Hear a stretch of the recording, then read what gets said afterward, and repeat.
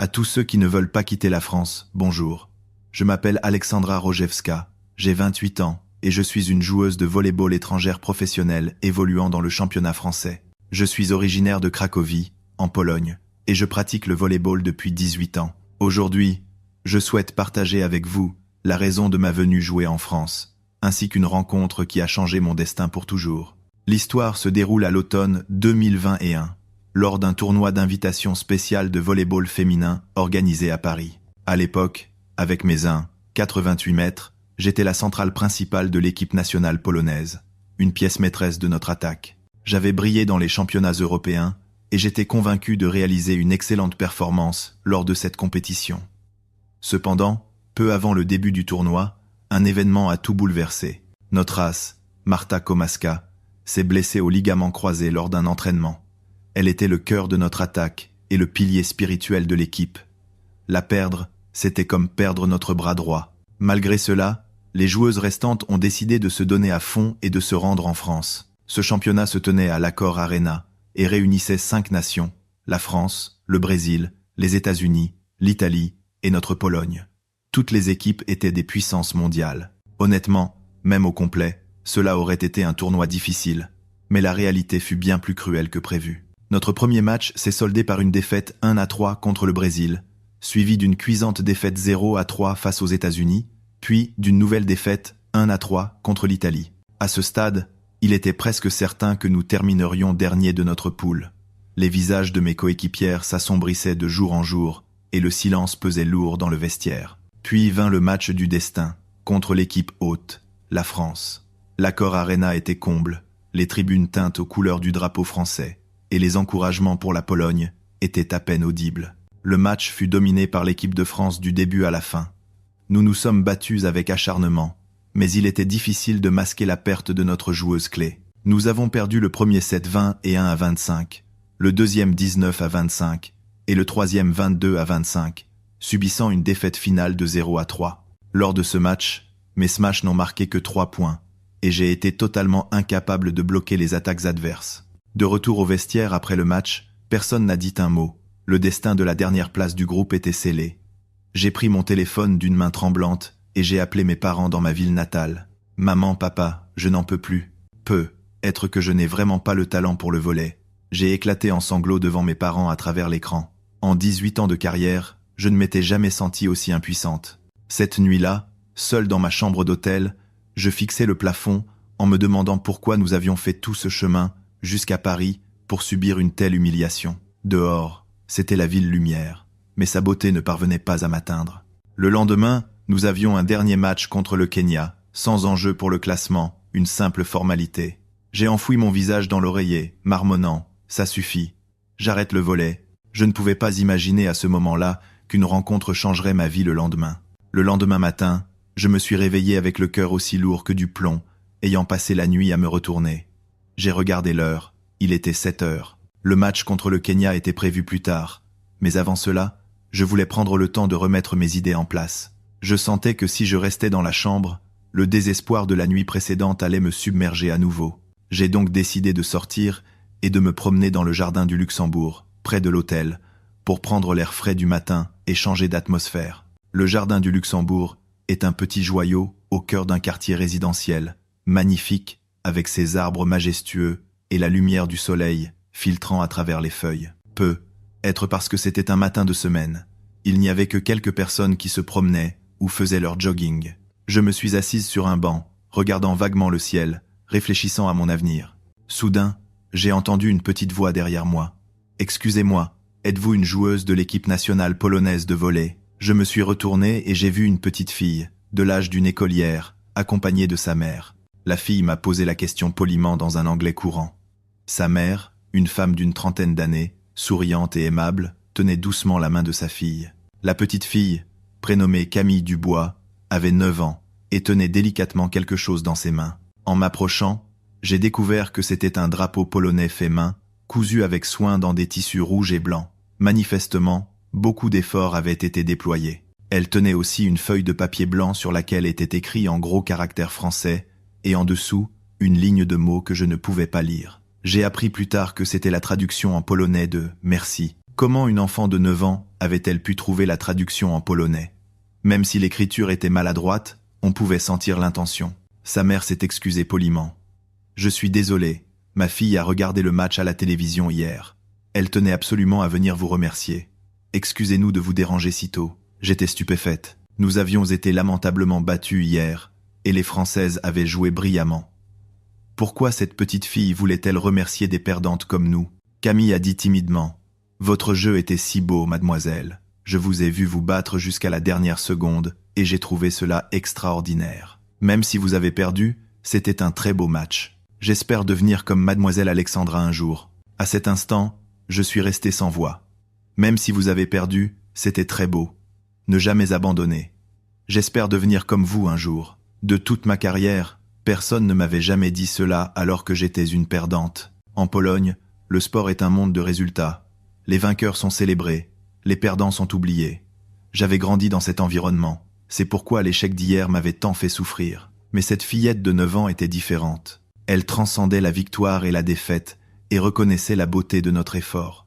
Elle disait que notre attitude à nous battre jusqu'au bout était magnifique. Sa mère a ajouté « Ma fille joue au volley depuis l'âge de 3 ans. Après avoir vu le match hier, elle a dit que les joueuses polonaises avaient fait de leur mieux et qu'elle devait être très triste. Elle voulait aller leur dire merci. Alors elle a cherché la traduction en polonais sur Internet et l'a écrite très sérieusement. Les larmes ont commencé à couler de mes yeux. Mais ce n'étaient pas les larmes de chagrin de la veille, mais des larmes chaudes, provoquées par la gentillesse d'une autre personne. Camille m'a tendu le drapeau fait main et la carte de remerciement. Lorsque j'ai reçu ce cadeau sincère de ses petites mains, quelque chose a changé en moi. Ce petit ange m'a appris la véritable valeur du sport, l'effort, l'attitude de se donner à fond, même sans victoire, a le pouvoir de toucher le cœur des gens. Je me suis accroupi pour être à la hauteur de Camille. J'ai pris sa main et j'ai dit en français « Merci Camille ». Le visage de la fillette s'est illuminé instantanément. Après cette rencontre dans le parc avec Camille et sa mère, nous avons discuté un moment sur le banc. Bien qu'encore un peu timide, Camille m'a raconté sérieusement ses impressions sur le match d'hier. Chacune de ses paroles innocentes guérissait peu à peu mon cœur blessé. Soudain, Madame Dubois a dit « Si cela ne vous dérange pas, accepteriez-vous de venir dîner chez nous ce soir? Ma fille aimerait beaucoup discuter davantage avec vous, mademoiselle Alexandra. » J'étais très surprise. Il n'est pas courant d'inviter une étrangère que l'on vient de rencontrer chez soi. Mais le visage de la mère exprimait tant de sincérité que j'ai accepté l'invitation avec gratitude. Après le match de l'après-midi, j'ai suivi l'adresse pour me rendre chez Madame Dubois. Le dernier match contre le Kenya, nous l'avons perdu 2-3, mais cela n'avait plus d'importance. Ma rencontre du matin avec Camille avait grandement allégé mon cœur. La maison de la famille Dubois était une charmante maison à 2 étages dans un quartier tranquille. En arrivant, j'ai entendu des rires joyeux à l'intérieur. J'ai sonné, et Camille s'est immédiatement précipitée pour ouvrir, m'accueillant avec un sourire radieux. Mademoiselle Alexandra est arrivée. À la porte, il n'y avait pas que Camille et sa mère rencontrés le matin, mais aussi son père et sa grand-mère que je voyais pour la première fois. Le père, un homme d'affaires d'une 40aine d'années, semblait juste avoir enlevé son costume. La grand-mère était une femme élégante d'environ 70 ans. « Bienvenue, ma fille vous attend toute la journée », a dit poliment le père en hochant la tête. La grand-mère a souri doucement. « Vous devez être fatigué après ce long voyage. Nous avons préparé des plats maison aujourd'hui pour vous témoigner notre amitié. » L'atmosphère à l'intérieur était celle d'un foyer français chaleureux. La table était remplie de plats typiques français. Coq au vin, gratin dauphinois, salade composée. Chaque plat semblait délicieux. Avant de commencer le repas, Camille m'a montré fièrement quelque chose. C'était un scrapbook qu'elle avait fait elle-même. Sur la couverture, écrit avec une écriture soignée, le journal des matchs de mademoiselle Alexandra. J'ai mis une semaine à le faire. Camille l'a ouvert fièrement. À l'intérieur étaient collées mes photos de ce championnat, découpées dans les journaux comme L'Équipe ou trouvées sur Internet, même des photos du match d'hier, tout était parfaitement organisé. Ce qui était encore plus étonnant, c'était l'analyse détaillée de mes statistiques. Le pourcentage de réussite au smash de mademoiselle Alexandra est de 40%. Ce chiffre n'est être pas très élevé, mais votre attitude à encourager constamment vos coéquipières sur le terrain était remarquable. Surtout cette scène où vous vous jetez désespérément pour sauver la balle, même lorsque l'écart se creusait à la fin du 3e set, c'était très émouvant. Je n'arrivais pas à croire qu'une fillette de 9 ans puisse analyser les choses avec une telle profondeur, allant au-delà des chiffres pour se concentrer sur la qualité et l'esprit du jeu. Pendant le repas, toute la famille a beaucoup discuté avec moi, mais ce sont les paroles de la grand-mère qui m'ont le plus touché. En France, nous avons ce que l'on pourrait appeler l'amour du beau geste ou l'esprit du panache. Nous encourageons ceux qui se donnent à fond. Il n'y a pas que les vainqueurs qui sont extraordinaires. Nous apprécions davantage ceux qui travaillent sans relâche et se battent jusqu'à la dernière seconde. C'est l'esprit français. Le père a ajouté « Si ma fille a été tant touchée par la performance de mademoiselle Alexandra, c'est probablement parce qu'elle a absorbé cet esprit. Nous voyons la beauté intérieure d'une personne, plus que le résultat de la victoire ou de la défaite. C'est peu, être cela, nos valeurs françaises. » J'étais profondément ému. Dans ma vie passée, je ne connaissais que la culture qui glorifie les vainqueurs.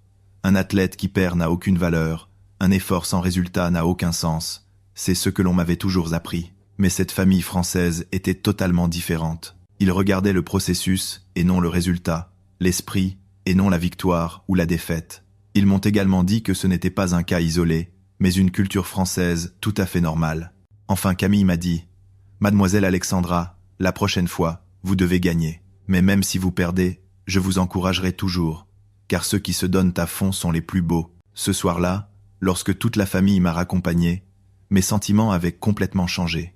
L'idée d'abandonner le volley avait disparu. Après cette expérience chaleureuse, mon état d'esprit pour le dernier match du lendemain a été totalement transformé. Même si ce n'était qu'un match pour la dernière place contre le Kenya, le classement n'avait plus d'importance. Ce qui comptait, c'était de me battre de toutes mes forces pour ces gens que j'avais rencontrés dans ce pays. Le jour du match, je me suis levé plus tôt que d'habitude pour me préparer. Mon cœur était rempli d'une énergie positive jamais ressentie auparavant. Mes coéquipières ont semblé remarquer mon changement. « Alexandra, tu as l'air tellement plus joyeuse », a dit la capitaine polonaise. « Oui, j'ai rencontré des gens merveilleux en France. Aujourd'hui, je veux faire de mon mieux pour eux », ai-je répondu. À 14 heures, nous sommes allés à l'Accor Arena. En arrivant, j'ai regardé machinalement vers les gradins. À cet instant, une scène incroyable s'est offerte à mes yeux. Dans un coin de la tribune, j'ai vu Camille et sa famille.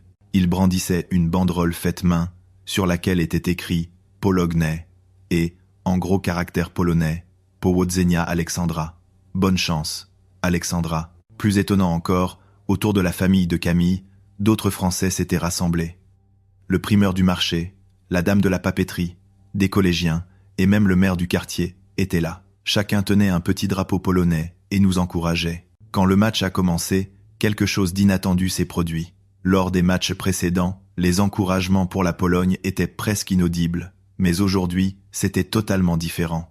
Depuis la zone de Camille, les cris pour la Pologne résonnaient clairement. « Alexandra, Pologne, allez !»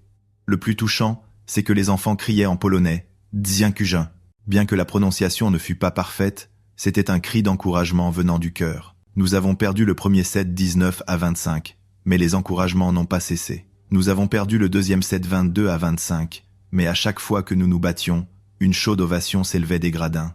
Dans le troisième set, nous avons riposté, menant 20-18. C'est alors que l'occasion parfaite s'est présentée. La passeuse m'a fait une passe parfaite. J'ai sauté de toutes mes forces et smashé le ballon au-dessus du contre adverse. Il s'est écrasé lourdement dans le camp adverse, 21-18. À cet instant, la salle a explosé en une clameur assourdissante, surtout depuis la zone de Camille. On aurait dit que nous jouions à domicile, en Pologne. J'ai serré les poings inconsciemment et j'ai salué les spectateurs. Bien que nous ayons gagné le troisième set 25-21, nous avons malheureusement perdu les quatrième et cinquième sets. Le Kenya a finalement gagné 3-2.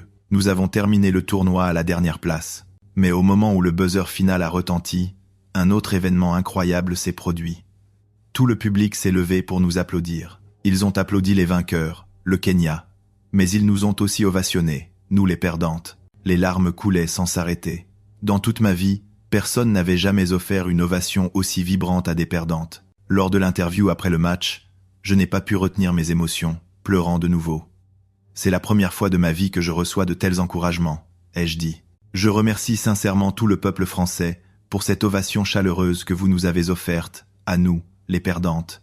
Dans ce pays, j'ai appris le véritable sens de la beauté du sport. Après l'interview, Camille et tout le monde m'attendaient à la sortie. « Mademoiselle Alexandra, vous étiez incroyable. Ce dernier smash était génial. » En voyant le sourire innocent de Camille, mes larmes ont coulé de nouveau. 2 ans plus tard, au printemps 2023, j'ai finalement signé avec les Reines de Paris, une équipe de premier plan de la Ligue A féminine française. Mes efforts des 2 dernières années avaient enfin porté leurs fruits. La première chose que j'ai faite, en arrivant en France, a été de contacter Camille et sa famille. J'ai appelé depuis l'aéroport de Paris Charles de Gaulle, et j'ai entendu la voix joyeuse de Camille. « Mademoiselle Alexandra, vous êtes vraiment revenue. » Camille a maintenant 12 ans, et elle est une joueuse importante dans le club de volley-ball junior local. Notre première rencontre a eu lieu dans ce cher jardin du Luxembourg. Nous nous sommes assises sur le même banc qu'il y a 2 ans, mais cette fois, nos sentiments étaient totalement différents. « Je suis revenu tenir ma promesse, ai-je dit. Camille a répondu en souriant. « Moi aussi, j'ai tenu ma promesse. Je m'entraîne dur tous les jours en espérant devenir comme mademoiselle Alexandra un jour. Voir sa progression m'a rempli d'émotion. La petite fille de 9 ans est maintenant une volleyeuse épanouie. Après avoir rejoint les Reines de Paris, je suis rapidement devenu un pilier de l'équipe grâce à ma taille et à ma technique. Le niveau du volley français et l'accueil chaleureux m'ont fait ressentir une fois de plus la beauté de ce pays. Les encouragements du public en match sont particulièrement impressionnants. Même lorsque nous sommes menés, les fans français crient jusqu'à la dernière seconde. Cette culture d'applaudir à la fois les vainqueurs et les perdants m'a rappelé l'émotion d'il y a 2 ans. La famille Dubois est vraiment devenue ma seconde famille en France. Je passe le réveillon de Noël chez eux chaque année et j'apprends de nombreuses traditions françaises. Nous préparons la bûche de Noël ensemble. Nous allons à l'église. Ils prennent vraiment soin de moi comme un membre de la famille. Aujourd'hui, c'est ma 3e année en France. J'ai appris de ce pays bien plus que la technique du volley-ball. J'ai appris l'humanité, le sens de l'effort et, surtout, l'importance du lien humain. Camille est maintenant en première année de collège et elle est la joueuse vedette de son club de volley. L'autre jour, je suis allé voir son match et j'ai vu son style de jeu magnifique et combatif, jamais résigné, comme le mien autrefois. « Tu as joué magnifiquement, Camille », lui ai-je dit après le match. Elle m'a répondu joyeusement. « C'est vous, mademoiselle Alexandra, qui me l'avez appris. Vous avez dit que l'important n'était pas de gagner ou de perdre, mais l'effort que nous y mettons. Je crois sincèrement que ce championnat de l'automne 2021, que nous avons terminé à la dernière place, a été l'expérience la plus précieuse de ma vie. Si je n'avais pas rencontré Camille ce jour-là, je ne serais pas celle que je suis aujourd'hui. Enfin, je voudrais dire à tous ceux qui regardent cette vidéo, le peuple français encouragera toute personne qui fait un effort, pas seulement les vainqueurs. Qu'il s'agisse d'un effort minime ou d'un défi insignifiant, ils le verront et l'apprécieront. Et cela a complètement changé ma vie. Maintenant, j'aime sincèrement la France. C'est ma 2e maison. Je n'oublierai jamais ma gratitude envers Camille et sa famille, les commerçants du quartier et toutes les personnes qui sont venues m'encourager ce jour-là. La véritable valeur du sport ne réside pas dans la victoire ou la défaite, mais dans le processus de se donner à fond, l'esprit de ne jamais abandonner et l'héritage que l'on laisse dans le cœur des spectateurs. Merci infiniment à tout le peuple français. Grâce à vous, je peux continuer à jouer au volley tous les jours. À partir de maintenant, je continuerai à me donner à fond pour vous tous. Merci.